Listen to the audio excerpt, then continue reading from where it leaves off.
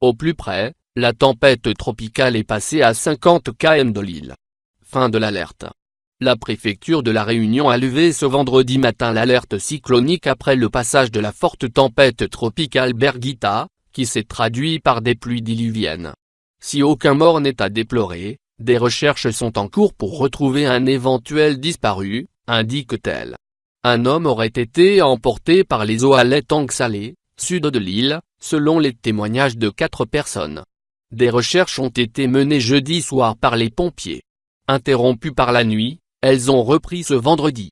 Encore quelques milliers de foyers sans courant. Birgitta, devenue tempête tropicale modérée, perd de son intensité et sa trajectoire s'éloigne de La Réunion, précise la préfecture. Elle s'est approchée au plus près à 50 km à l'est-sud-est de La Réunion, jeudi vers 16h, 13h à Paris, occasionnant pluies diluviennes, cours d'eau en crue, routes submergées, dégâts et évacuation d'habitations pendant toute la journée. EDF Réunion fait savoir que 8000 clients restent privés d'électricité. Ils étaient 100 jeudi au plus fort des difficultés.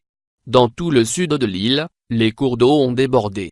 À Saint-Pierre, une des communes particulièrement touchées par les pluies, des tractopelles étaient à la manœuvre ce vendredi matin pour évacuer la boue répandue lorsque la rivière d'Abord est sortie de son lit. Selon un bilan communiqué vendredi, 293 personnes ont été hébergées dans des centres ouverts pour l'occasion, 161 personnes évacuées, et 190 interventions de secours menées. Polémique sur l'absence d'alerte rouge. La préfecture n'a pas déclenché l'alerte rouge lors du passage de Birgitta. Elle est conditionnée à une vitesse de vent. Mais cela a provoqué un début de polémique. L'importance des précipitations et des débits de crue aurait nécessité l'état de danger imminent et donc le passage en alerte rouge. Il convient donc de revoir les paramètres de définition des alertes avec sans doute une prise en compte beaucoup plus importante des précipitations de forte intensité et des débits de crue, a souligné le député et LR David Lorion.